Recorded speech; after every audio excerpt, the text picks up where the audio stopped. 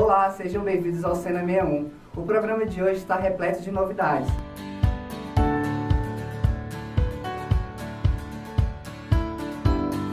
Agora vamos falar sobre exposições. A mostra Índios, os Primeiros Brasileiros, está em exibição no Memorial dos Povos Indígenas e quem foi conferir foi Júlia Zoen. A exposição Índios, os Primeiros Brasileiros, acontece aqui no Memorial dos Povos Indígenas de Brasília. A mostra faz parte do projeto Culturas Vivas e é realizada pelo Centro de Trabalho Indigenista em parceria com a Secretaria de Cultura do Distrito Federal. As imagens e documentos expostos permitem que o público viaje pela história do Brasil e dos povos indígenas. O acervo da exposição tem característica itinerante, ou seja, suas obras viajam por todo o Brasil para serem expostas nos museus dos estados. Uma grande coincidência que faz a importância da conservação deste acervo ainda maior é a de que na semana do incêndio no Museu Imperial do Rio de Janeiro, estas obras foram movidas de lá para serem exibidas em Brasília. A estudante de antropologia da Universidade de Brasília, Flávia Mendonça, é a mediadora cultural da exposição. Ela nos fala sobre a importância de se ter exposições sobre os povos indígenas em grandes centros urbanos como Brasília. Uma exposição para reinventar o imaginário que se tem sobre os indígenas no Brasil hoje em dia. Então, uma exposição que as peças que estão aqui, elas foram adquiridas pelo museu de 10 anos para cá. Então, são peças que são peças novas e recentes, né? E o intuito da exposição é exatamente fazer com que as pessoas percebam a cultura indígena como uma cultura viva, ainda hoje, e que permeia a sociedade brasileira, que está aqui junto da cultura não indígena. Desde que foi inaugurada em 2006, a mostra já foi visitada por cerca de 230 mil pessoas. A professora da Universidade Federal de Goiás, Ruth Souza, mesmo em um dia chuvoso, não mediu esforços para visitar o memorial e conhecer um pouco mais sobre a história dos povos indígenas. Eu vim à exposição porque acho muito importante conhecer os índios, a sua cultura, o que a gente ainda tem para conhecer deles, né? Conhecer a nossa história, conhecer o nosso passado, a população que nos deu origem é muito importante para cada um de nós. Nós vamos descobrir muitas coisas bonitas, coisas que não aprendemos nas escolas, nunca aprendemos tantas coisas sobre os índios. Por isso, acho muito importante. É importante mencionar também que a exposição tem o objetivo de permitir que o público se distancie de estigmas e preconceitos sobre as culturas indígenas. Do meio da exposição para baixo, é uma exposição, na verdade, os materiais que estão aqui, os itens, as cestarias, as cerâmicas, etc., são de indígenas do Nordeste. E a intenção da exposição é exatamente, uma das intenções da exposição é exatamente reativar esse imaginário que se tem do indígena brasileiro, para que a gente não estereotipe essa diversidade cultural enquanto sendo aquele imaginário de indígena amazônico, né? Então a intenção é exatamente mostrar esses outros indígenas que também fazem parte do território brasileiro, para exatamente o visitante sair daqui com uma outra imagem sobre o multiculturalismo no Brasil, a diversidade de povos indígenas no Brasil, a diversidade étnica que tem também no Brasil. Então essa é um pouco da vontade que o curador tinha ao montar a exposição. A mostra fica disponível para visitação até o dia 16 de dezembro, de terça a sexta, das 9 às 17 horas, e sábado e domingo, das 10 às 17 horas. Para mais informações, acesse o site www.cultura.df.gov.br. Confira agora a estreia do quadro Tem na Estácio, que sai pelos corredores do Centro Universitário em busca de talentos. Oi galera, tudo bom? Bom, a gente está começando hoje o nosso primeiro Tem na Estácio. É isso mesmo, a gente vai divulgar os talentos presentes na nossa faculdade. E hoje a gente vai receber o Caio Nobre, que é cantor e compositor e estuda publicidade e propaganda aqui na Estácio. Caio, muito obrigada pela sua participação aqui no Tem na Estácio. Imagina, eu que agradeço o convite. E aí, como é que começou a música na tua vida? Quando eu era muito pequeno, meu avô tinha um teclado e eu gostava de brincar com esse teclado e tal. E aí, mais ou menos 7 anos de idade, eu fiz aula de teclado, flauta e coral no colégio, fazer apresentações de teatro, fazer apresentações musicais. Foi aí que começou a surgir o interesse, né? E eu me mudei, sou nascido em Fortaleza, e eu me mudei e saí de lá com uns 10 anos mais ou menos menos. E aos 13, aqui em Brasília, eu aprendi violão, sozinho. E quem que te incentivou a seguir cantando? Não sei, eu acho que foi mais uma vontade própria, assim. Tive amigos músicos e com esse aprendizado do violão, quando eu comecei a compor, eu comecei a ver uma melhora na minha atuação na parte musical. Caio, você toca sertanejo, né? Por que o sertanejo? Na verdade, eu nem sei te explicar, porque assim, eu sou nascido em Fortaleza, então eu cresci ouvindo muito forró, mas quando eu comecei a compor, minhas influências eram mais do rock dos anos 70, dos anos 60. Gosto muito de The Cure, The Pixies, Beatles. Então, assim, a minha influência musical é muito abrangente. Mas como eu cresci muito ouvindo forró e o sertanejo tá bombado e tal, algumas músicas minhas eu comecei a transferir pro sertanejo. E aí, com essa adaptação, ficou mais dançante e tal, ficou mais animado, começou a contagiar. E aí, a partir disso, que eu decidi realmente investir no sertanejo. E quais são suas maiores inspirações pra música? Minha influência maior foi Elvis Presley.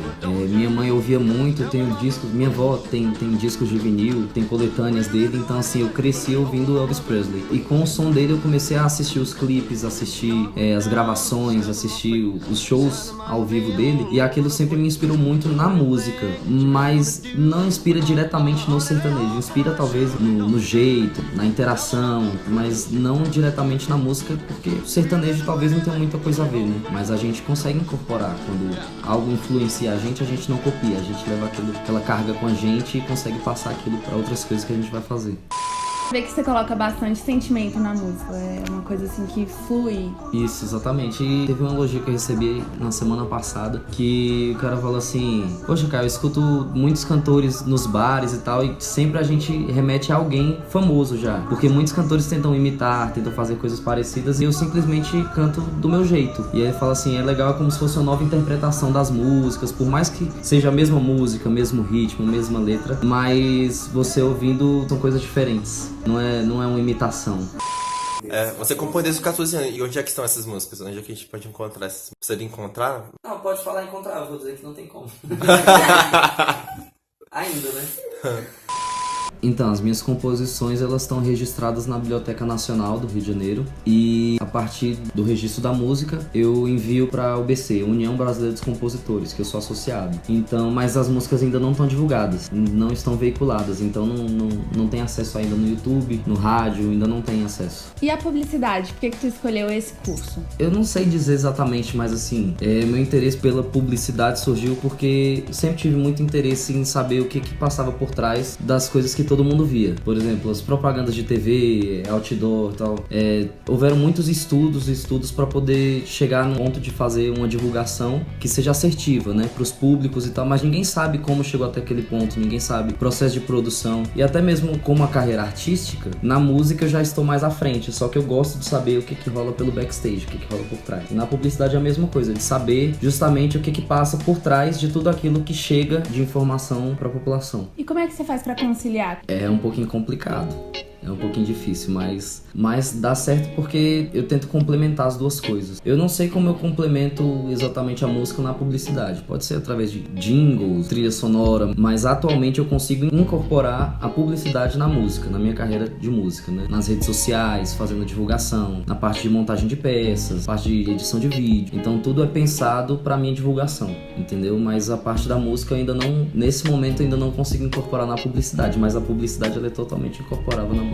E quais são os próximos passos para tua carreira? Então, em 2019 eu planejo já gravar algumas das minhas composições, fazer um EP, talvez 6, 8 músicas, e aí a partir disso eu começar a divulgar minhas músicas, né? Porque querendo ou não, a gente que toca em bar toca o mesmo que todo mundo toca. Então assim, o diferencial talvez seria justamente as minhas composições, porque como compositor as pessoas ainda não ouviram as minhas músicas, então talvez fosse um diferencial. Gostando ou não, as músicas serão minhas, eu estarei divulgando. E aí vão ter pessoas que vão gostar muito e vão ter pessoas que podem não agradar. Mas é o meu diferencial por justamente ser meu, entendeu?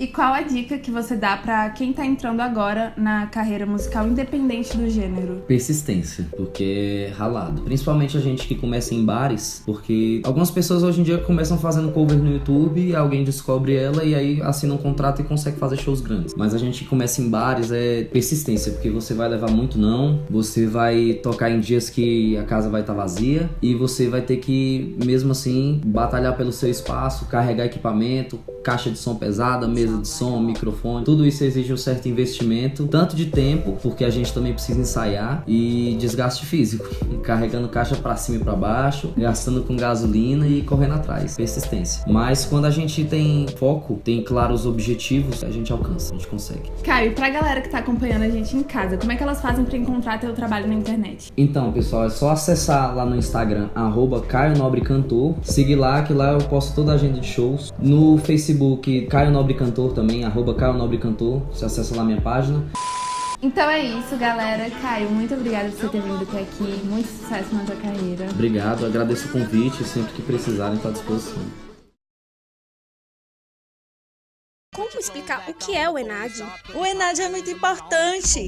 Ela avalia o desempenho dos alunos de graduação. Quem faz o ENAD tem seu diploma reconhecido. A faculdade pode ganhar conceito máximo do MEC. Quanto maior a nota, melhor o seu currículo. Quem é inscrito e não participa da prova não pode colar grau. Retirar o seu diploma. Se você quiser se dar bem no ENAD, vai se dar muito. Quer saber de tudo que está acontecendo em Brasília? Fique ligado na nossa agenda cultural com Rebeca Macedo. Olá, sejam bem-vindos ao Cena 61 Agenda Cultural, que vai falar dos principais eventos de Brasília nesse fim de semana.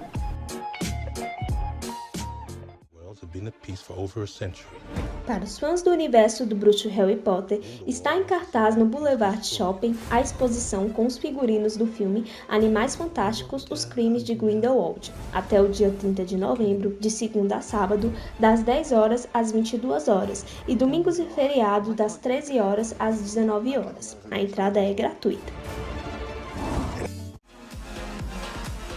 Sexta-feira, dia 16, Brasília recebe o maior encontro da música eletrônica no gramado do Estádio Nacional Mané Garrincha, com os DJs Marty Garrix, eleito número 1 do mundo pela DJ Mag, e Victory Culture, eleito número 1 do Brasil pela House Mag. Os ingressos Pista Lounge podem ser adquiridos por meio do aplicativo Eventbrite no valor de R$ 151,00 a meia e R$ 301,00 a inteira, e o horário é às 23 horas.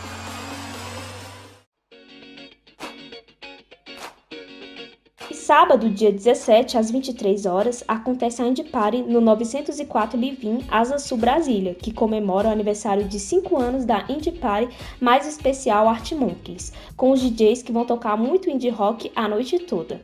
A venda dos ingressos antecipadas é pelo site www.simpla.com.br, no valor de R$ 20,00 e depois da meia-noite R$ 30,00, ou a compra na hora e no local.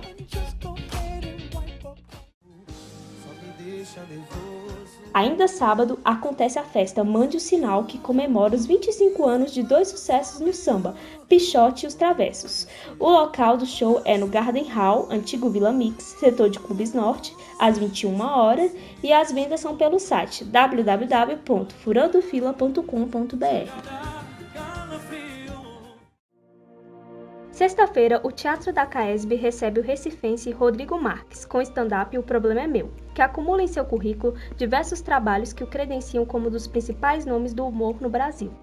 O espetáculo começa às 21 horas no Teatro da CAESB Águas Claras, e os ingressos custam R$ 30,00 a meia entrada e R$ 60,00 a inteira. E os pontos de vendas acontecem na Cone Temaqueria, Conjunto Nacional, Brasília Shopping, Shopping Pátio Brasil ou pelo site www.bilheteriadigital.com.br. Nos dias 17 e 18, Edson Bezerra apresenta o espetáculo O Homem na Prancha. O bailarino brasiliense, que já integrou importantes companhias de dança brasileira, mergulha em um resgate ancestral onde se inspira no quadro Navio Negreiro, do pintor inglês William Turner. O horário é às 20 horas no Espaço Pé Direito, Rua 1, Casa 23, Vila Tele Brasília, com entrada franca.